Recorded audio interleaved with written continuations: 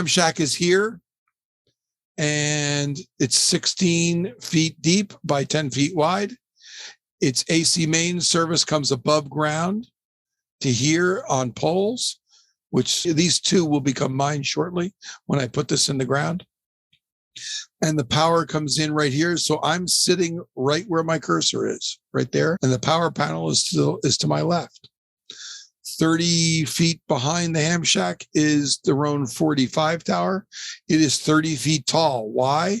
Because I can get a man lift or I can get my well guy to pick it up and bring it down to the ground for me. I don't have to climb it in order to do antenna service. Over here will go an Illuma T140, which is a 40-foot tower, but mine will basically be about 50 feet, but it's a tilt-over crank-up. And will be here. It's about 100 and some odd feet from here to there. In the front of the property, the road is out here. And then about 160 feet this way is from Tower 1 to Tower 2 is the Illuma T100HN. That's a 100-foot tilt-over crank-up that is just about ready to go up. And then over here are 4 utility poles holding up an 80-meter loop at about 22 to 25 feet up in the air. It's a full-size loop. The poles are much further apart than the wire is actually suspended well away from the wooden poles. And there's a cable runway that's off the ground to keep the critters and bugs off the hard line and coaxes and control leads. And then parallel to that is an aerial line here, 16-foot 4x4s that are about 3 feet in the ground that hold up the ladder line, the 450 ohm window line that goes 200 feet from right about here to the antenna feed points, about 200 feet this way. And then you've got a piece of coax that comes in from there. So that's, and then I didn't show it, but that was Nancy's tower before by the house. So basically the open wire lead, in theory, feeding it in the southeast corner would cause the RF to go in that direction. Because it's so low to the ground, it's actually omnidirectional. But you can see that the poles are way inside or outside where the actual wire is. That's it, folks. And no more. Questions, comments, confusions? Yes. Questions for Gordon? Yeah, Gordon, how big is your property? What's it look like overall? There's 20 acres here. Oh. And it's flat. So I do have a couple of interesting things outside. So we have 8 acres where the house is. And then we have 12 acres to the west. The 8 acres included the ham shack and some of the antenna field, a good portion of it actually, but most of it is still further to the west. To the south, I actually have room for a full-on antenna test range.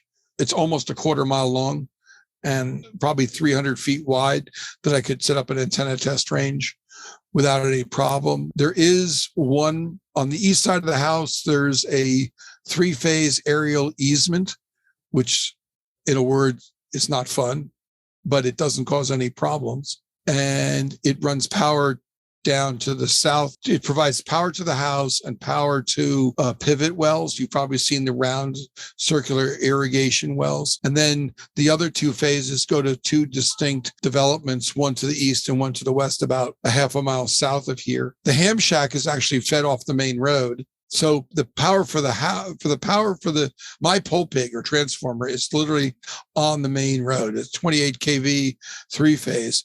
The house is over here where it says Nancy's tower right there.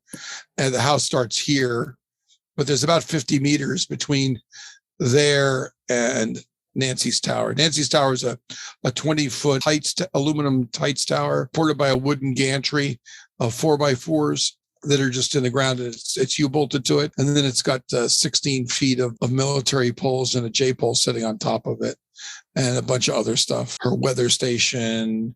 So if you look at a Weather Underground, Live Oak 25 is Nancy's weather station and Live Oak 39 is mine. Because there was no way to get the weather signal across the yard to the 2 places. So we have different, I have a Tempest and she has an Accurite 7-in-1. And her weather stations. How cool. So Tom of KB2 ESC has a question. What type Yep. of coax are you using? Okay, so feed lines. So my feed lines in general, if something is near the ham shack, or if it's on the Roan 45 behind me and it's relatively low frequency, I use LMR 400. However, if because I've got a couple of pivot masts and some other goodies around the ham shack that I didn't go into. However, anything that goes up on VHF, UHF, or microwave, or is real distant, I'm running on hardline. So the HF hardline be LDF 450, which is a half-inch heliax. I've got some LDF 750 inch and 5/8.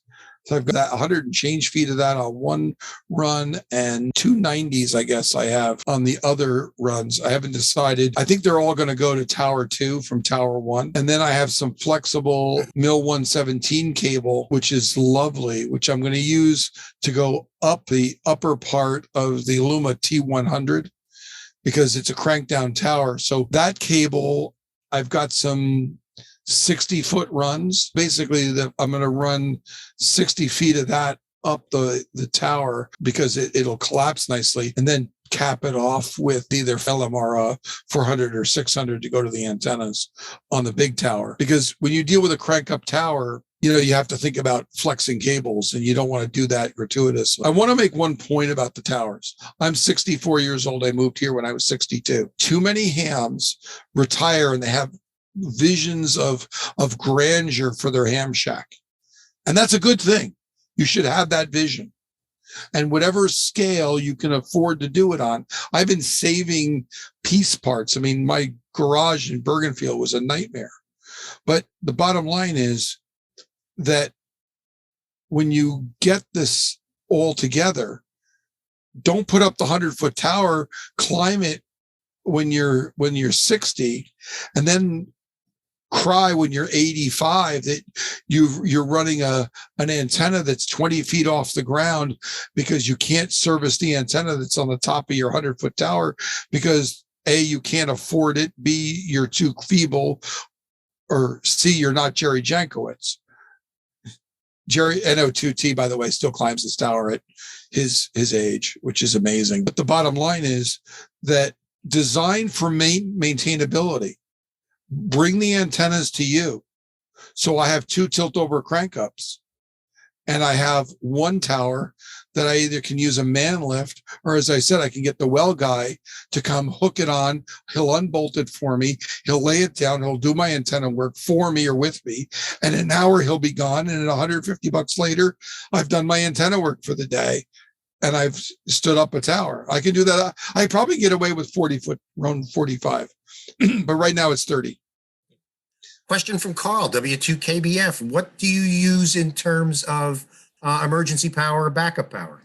It's a great question. So the shack is generally designed to run on 12 volts. There are some exceptions. The work monitor and the work computer will not run on 12 volts. The big monitor up top will not run on 12 volts. Everything else here will generally operate on 12 volts one way or another, even if it's 19, because I use lithium batteries, lithium ferrous oxide batteries. I have 4 30-amp batteries, 1 40-amp, and 1 17-ampere hour. So I've got plenty to keep this thing rocking. Plus, I have a generator and solar panels to match. Good question. Other questions for Gordon? I guess maybe I get the last one. Gordon, I'm looking at a picture of your shack. I'm visualizing you holding your bag of chokes. When you have a problem with RF in the shack, where do you know where to look first? So the first thing I look at is, what new thing did I just do that changed something? And what broke? Number one, it's usually RF going out. So amplifier is the biggest source of problem. I'm a big 40 meter and 6 meter guy. To me, doing DXCC on 20 meters is like, okay, shooting duck. When I got the amplifier going, the first thing I said, okay, I'm knocking down my network. So let's talk about the network. And so I started with the network cables and either put in the DX engineering. By the way, I literally bought a case of these. They come in, you can buy one, or you can buy them in pairs or tens. I bought a 10 box. I mean, it was expensive, but it was the cost of doing business. The other thing is you can get reasonably good shielded Cat 6E or Cat 7 cables. And here, I'm going to hold this up. Look for the silver metal-y piece around the RJ45. By the way, for those of you who own ICOM 7100s, here's a bonus tip. The cable that you use between the control head and the radio is whether or not ICOM admits to or not, a Cat 7 cable, shielded Cat 7 will work great. So if you need a custom length cable and you don't want to spend $1 million, you can go up on Amazon and get yourself a Cat 7 cable, and you now can remote your radio. Thank you very much. So there's your bonus tip for the day. Thank you, Gordon. Other questions for Gordon? This is a great presentation. Lots of great questions tonight. Other questions for Gordon before we close? Who wants the last word? I got one. Sure. Tom. Okay. The generator that you use, is it a generator or is it an inverter? Well, that's a real good question. Sure, I'm pretty sure it's an inverter style generator. But I have two of them. One is a little guy, so I know that's a little inverter type. It's 1,000 watt. It's the one Noel bought. The little guy, it screams like a son of a gun. That's good for charging things up and such, topping things up if you need. I also can run a refrigerator or freezer, keep my freezers, and because we've got two household refrigerators. I've got a refrigerator freezer under the, that's another thing. Under here, there's a refrigerator freezer because every ham station should have ice cream and ice. But the other is that I keep a small old 1990s version of a dorm refrigerator, kind of big one, in my shop. So I don't care if it gets dusty or evil. And then we have a full-size 21 cubic foot door freezer. So I got to keep those all happy when we lose power. You lose power for more than about 6 hours. It's time to have that generator rocking and rolling. So Energy Star stuff is good. Soft Start stuff is good. Forget the ham shack. I can keep the ham shack running without the amplifier just fine. On a single solar panel. I might cut back what radios I use, how many monitors I use, and stuff like that. The bottom line is that the generator is there to keep refrigeration going. By the way, the other thing is the radio room in the house. This room was built onto our house as part of an addition. So it's part of the house, but it's not part of the central air. So it is the only room in the house that has a window air conditioner. So if we lost power to the house, because let's say the neighbor lost power, we would air condition this room, camp out in this room, put the cell modem outside and have data, and maybe even run the generator to run the air conditioner and keep ourselves occupied and cool in a long-term emergency if we had to. In the future, we will have probably 500 or 600 gallons of propane, and I'll convert the big generator, which is the one you asked about, Tom. That's a 8 kW continuous 1,300 watt surge generator. I would use that for not the whole house, but to run all the major systems except for the air conditioner in the house. I run everything that way, and we're going to do that. And maybe in the future, we'll get a big 20 kW one or 30 kW one for the house. Like everything else, it's time and money. Perfect. Thank you. Who wants the last word? Last question, anyone? Yeah, this is W2ABE. Okay, Fred, you've got the last word. Okay, you mentioned that you had several different batteries at 12 volt. I'm wondering, why are they all separate, and why don't you have just one bus that feeds everything? Oh, why are the batteries separate? Because the batteries are part of a deployable kit.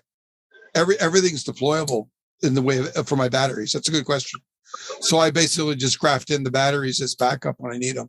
Okay, thank you very much. Okay, Gordon, on behalf of all of us, our thanks, okay, as always, for a magnificent presentation. I'm looking behind me at my shack, and I'm feeling very guilty tonight okay, regarding all the things that I want to do. But hopefully we all picked up something tonight from Gordon regarding what we can do to improve what we do and how we do it in terms of our shacks. So, on behalf of everyone at Fairlawn Amateur Radio, thank you all for attending tonight. Our thanks to W2TTT for a great presentation. Okay, Great and we'll questions, see by you. the way.